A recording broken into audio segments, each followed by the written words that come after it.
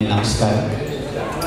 ఈ అద్భుతమైన కార్యక్రమాన్ని నిర్వహిస్తున్న సారస్వత సమితికి నా వినయపూర్వకమైన వందనాలు.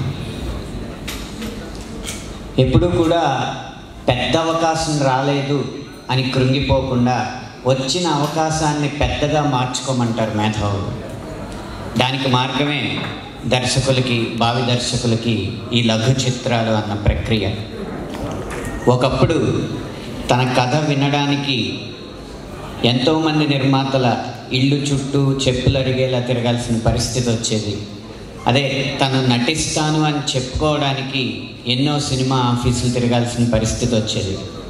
ఇప్పుడు సామాజిక మాధ్యమాలు వచ్చేసినాయి. మన ప్రజ్ఞ ఏదో మనం ప్రదర్శిస్తే చాలు, అవి ఏ కార్యాలయ ప్రాంగణానికి కావాలంటే ఆ కార్యాలయ ప్రాంగణానికి వెళ్ళి మన ప్రజ్ఞను ప్రదర్శిస్తున్నాయి. ఇలాంటి తరుణంలో కృంగిపోకుండా మన ప్రజ్ఞని ప్రదర్శించడానికి లఘు చిత్రాలు తీస్తూ ముందుకొస్తున్న వర్ధమాన దర్శకులందరికీ కూడా అభినందనలు. ఈరోజు పురస్కారం గెలుచుకున్నా గెలుచుకోకున్నా మీ ప్రయత్నం మాత్రం మొదలైంది కాబట్టి మీ లక్ష్యం వైపు మీరు అడుగులేస్తున్నారని నేను పూర్తిగా విశ్వసిస్తున్నాను. అలాగే కొంతమందికి ఉన్న సందేహం ఏంటంటే హైదరాబాద్ నుంచి పరిశ్రమ ఇక్కడికి తిరిగి వస్తుందా అని. ఈ పరిశ్రమ వస్తుందా రాదా అనేది తర్వాత విషయం. కానీ మన ఆంధ్రప్రదేశ్ని లఘు చిత్ర పరిశ్రమకి ఒక ముఖ్య స్థానంగా ఎంచుకుంటే, క్యాపిటల్ ఆఫ్ షార్ట్ ఫిలిమ్స్గా ఆంధ్రప్రదేశ్ని ఎంచుకుంటే కొత్త పరిశ్రమని ఇక్కడ అభివృద్ధి చేస్తాం. సినీ పరిశ్రమకి ధీటుగా చిత్రాలు నిర్మించి ప్రేక్షకుల మన్ననలు అందుకుంటాం. కాబట్టి ఆ దిశగా ఇప్పుడు ఈ సారస్వత సమితి ఎలా అయితే ప్రయత్నం చేస్తుందో దానికి ప్రభుత్వం ప్రోత్సాహం ఇచ్చి ముందుకు తీసుకెళ్ళవలసిందిగా మనస్ఫూర్తిగా కోరుకుంటున్నాను. అయితే ఈ చిత్రాలు లఘు చిత్రాలే కాకుండా ఒక పరిశ్రమ మనకి తెలియకుండా చాప కింద నీరులాగా వ్యాపిస్తుంది. దాన్ని ఇప్పుడే, ఎందుకంటే ఒక విజనరీ ప్రభుత్వం ఉందని మనం నమ్ముతున్నాం కాబట్టి ఇప్పుడే దాని ప్రాముఖ్యతను గుర్తించి దానికి కూడా ప్రోత్సాహం ఇవ్వాలని మనస్ఫూర్తిగా కోరుతున్నా. ఇందులో నా స్వార్థం కూడా ఉంది. ఆ పరిశ్రమ ఏంటంటే సింగిల్స్, వీడియో సింగిల్స్.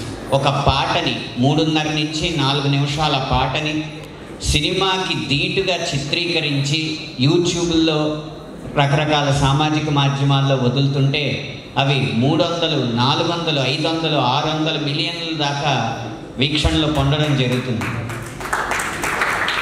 కాస్త చిత్రం విసుగు వెగటు పుట్టచ్చేమో కానీ పాట ఎవరికి వెగటు పుట్టదు, ఎక్కువ ఖర్చు కూడా అవ్వదు. కాబట్టి ఒక సంగీత దర్శకుల్ని, పాటల రచయితల్ని, నృత్య కళాకారుల్ని, నటుల్ని, నటీమణుల్ని ప్రోత్సహించేలాగా మ్యూజిక్ సింగిల్స్ని ఒక పరిశ్రమగా గుర్తించి దానికి ప్రత్యేక ప్రోత్సాహాలు ఇచ్చి కళాకారుల్ని ప్రోత్సహించవలసిందిగా ఇక్కడే మా మంత్రివర్యులు కూడా ఉన్నారు. కాబట్టి మంత్రివర్యులకి వచ్చి ఇబ్బంది ఇదే, ఏ వేదిక మీదకి వచ్చినా అందరూ అభ్యర్థనలు, వినతి పత్రాలు ఇచ్చేస్తూ ఉంటారు. వాళ్ళు ఏదో ఒకటి మాట్లాడక తప్పదు, మాట్లాడక్కర్లేదు కానీ మనసులో పెట్టుకోవాల్సిందిగా కోరుతున్నాను. వీడియో సింగిల్స్, మ్యూజిక్ సింగిల్స్ని అభివృద్ధి చేసేలాగా.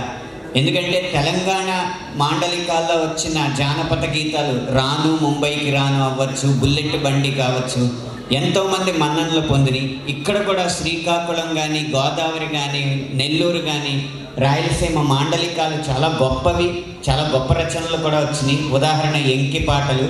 ఇలాంటి వాటి అన్నింటినీ కూడా చిత్రీకరించి మనం మ్యూజిక్ సింగిల్స్ పరిశ్రమను కనుక ఇక్కడ సృష్టించగలిగితే ఒక గొప్ప చిత్రాలకి హాలీవుడ్ ఎలాగో మ్యూజిక్ సింగిల్స్కి మన అమరావతి, మన విశాఖపట్నమో, మన రాజమండ్రి, ఏదో ఒక పట్టణం రాజధానిగా కావాలని మనస్ఫూర్తిగా కోరుకుంటూ ఆ మనవిని మీ ముందు ఉంచుతూ సెలవు తీసుకుంటాం.